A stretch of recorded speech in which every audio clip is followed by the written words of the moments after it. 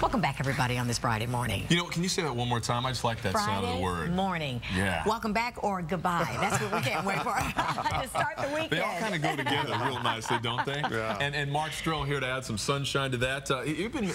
The check is in the mail. It's like I'm getting nothing. Is check that what you're telling me? The check is in the mail. It is just about 6:19 on this Friday morning. Jake Hamilton is going to be live in just a couple of minutes. He gets the fun stuff. He's going over to the Field Museum and talk about some stuff that you can bring over there. Yeah, you take your junk in. You can take your junk in, and they've got experts there to tell you what is it, what's on it. Find out if the junk in your trunk is worth anything. Not that junk in your trunk, but the real junk in your trunk. Yeah. Also, we're going to take you out to the ball game. Sandra, thank you very much. It is 6:24, and you know, when you think of Las Vegas, you usually think of a long list of degenerates doing things that maybe they don't want anybody else to know about. But what happens there stays there. Exactly. But now a little positive twist coming out of a conference in Las Vegas that could actually bring us an easier way to fly those friendly skies. Yeah, it's called the Future Travel Experience Conference, and one device on display could make getting through airport security a whole lot faster. Fox News correspondent Jane Sander has more. Again, that was Jane Sander reporting from Vegas for us on that one this morning. It's 6:26 right now. Coming up at 6:30, bed bugs not on the books, but at a suburban library. Okay, we'll keep you posted on that one. Also, if there's a mystery that you may need solved, you might want to head on over to the Field Museum tomorrow. A team of scientists will be on hand for the Field's first ever ID Day, an open call for anybody to bring in artifacts or specimens that they want identified. So basically, I don't know what they're going to see. Junk at home that might be priceless, so you can go find out.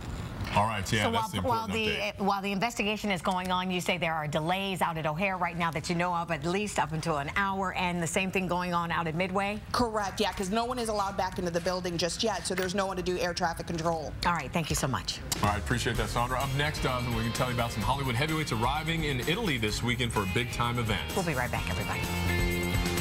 And good Friday morning. I'm Darlene Hill. Happening right now, Eric Holder, one of President Obama's closest aides. Summer might be over, but we're going to have at least one more weekend of incredible summer-like weather. Thank you so much for waking up with us on this fabulous Friday. I'm Darlene Hill. Natalie is off. And I'm John Kelly. Good morning, everybody. And I like when you're talking about the weather using words like fabulous, outstanding, phenomenal. And Mark Stroh's here just to unload some more good things to talk about. And while we're talking about Mark Stroh, we got to say fine.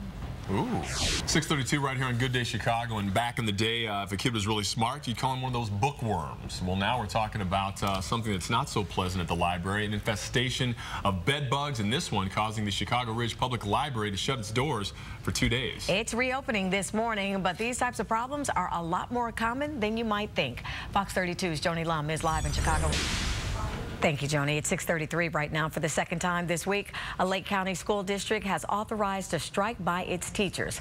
The contract for the teachers in Mundelein Elementary District 75 expired back in June, and they have been asking for a 3-year deal along with a raise. Negotiations will apparently continue, and a walkout likely will not take place for at least a month, if one is to take place at all.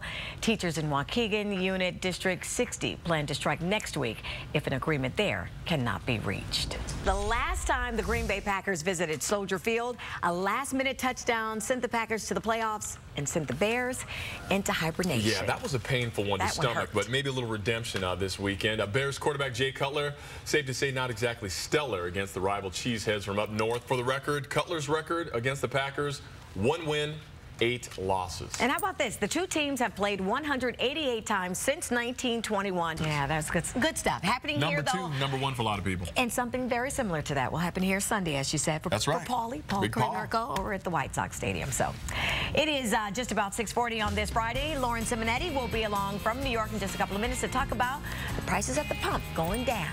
That's right. We'll be back with more right here on Good Day Chicago. And also, ladies and gentlemen, get ready, because on Monday, Good Day Chicago gets real.